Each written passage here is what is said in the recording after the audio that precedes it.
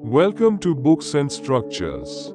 In today's video, we'll discuss about how to calculate shear force and bending moment, sign conventions of shear force and bending moment, and how to draw shear force and bending moment diagrams.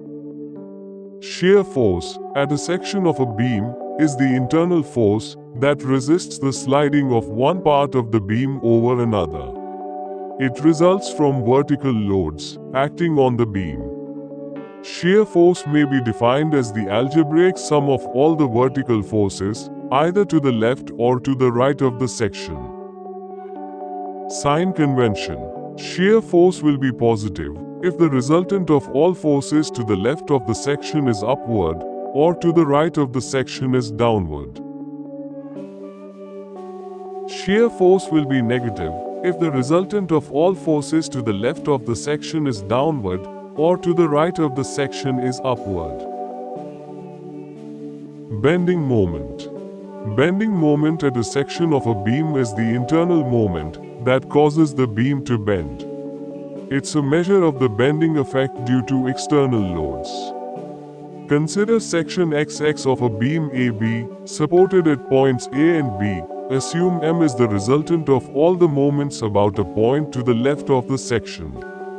For equilibrium, the resultant of all the moments about a point just to the right of the section XX should be equal to M, but the direction will be opposite, that is, anti-clockwise.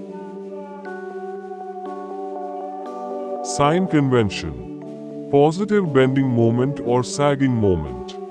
When the beam bends downward in the middle, like a smile, it is called sagging. The moment causes the top fibers of the beam to compress and the bottom fibers to stretch. Sign, positive.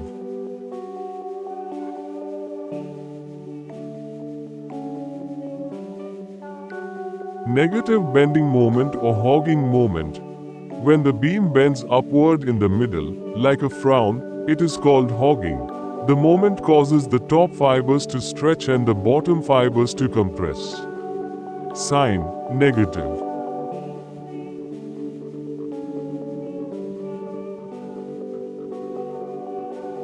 How to draw shear force and bending moment diagrams. For drawing shear force and bending moment diagrams, we have to find out what are the internal forces at each location of the beam. The resultant shear force and bending moment depend on the type of loading on the beam and the way in which the beam is supported. The most common types of loadings on the beam are concentrated loads and uniformly distributed loads. Beams can be supported in a number of ways that we have already discussed in the previous video. If a certain degree of freedom is restricted at support, we have a corresponding reaction force or reaction moment at that location. 3 steps are involved in drawing the shear force and bending moment diagram. 1. Calculate reaction at supports. 2. Calculation of shear force. 3. Calculation of bending moment. In the next part of the video, we will see how to draw the shear force diagram and bending moment diagram with some example problems. Thank you for watching. Please subscribe for updates.